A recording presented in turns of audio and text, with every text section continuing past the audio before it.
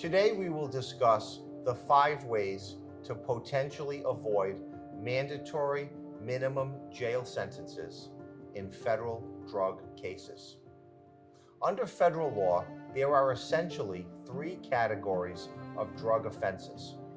The first category provides that those convicted face anywhere from 0 to 20 years in prison. The second category provides for those convicted they face a minimum of 5 years and a maximum of 40 years in prison. And the third and highest level provides that those convicted face a mandatory minimum term of 10 years in prison and a maximum prison term of potential life.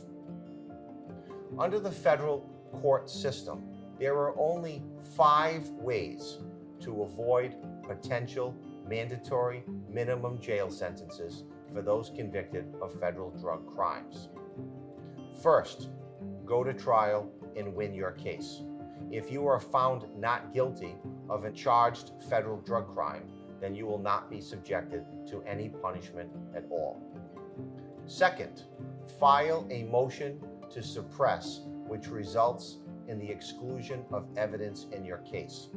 For example, if you are the subject of a motor vehicle traffic stop where drugs are located in the vehicle to support a federal drug crime, you successfully file a motion to attack the lawfulness of the stop and win, the drugs evidence will be excluded from your case.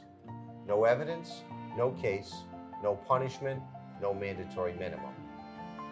The third way to avoid potential mandatory minimum jail sentences in federal drug crimes is to cooperate with authorities. This topic is essentially self-explanatory.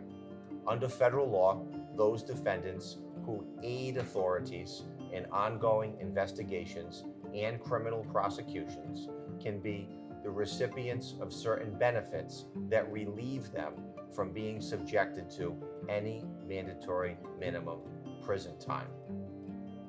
The fourth way to avoid mandatory minimum prison time in federal drug cases is to qualify for the benefits of a special law known as the safety valve.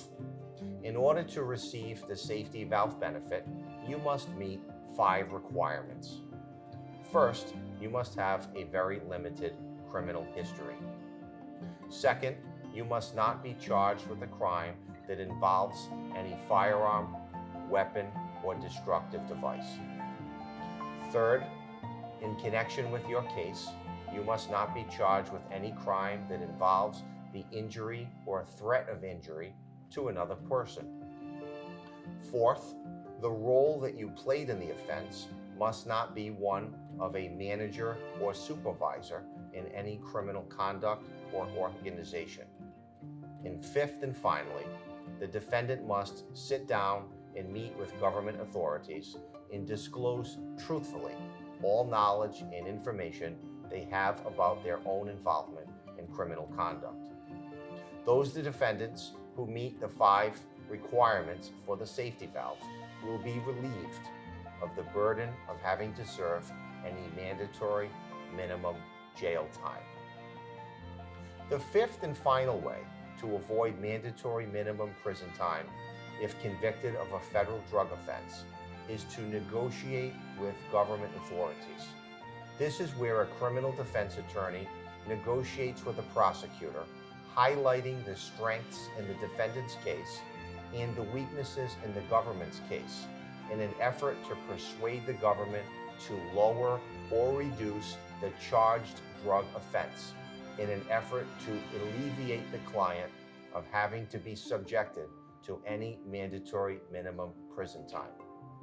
If you have been charged with a federal drug crime, it is important that you retain a lawyer with federal criminal defense experience. Call me for a free consultation.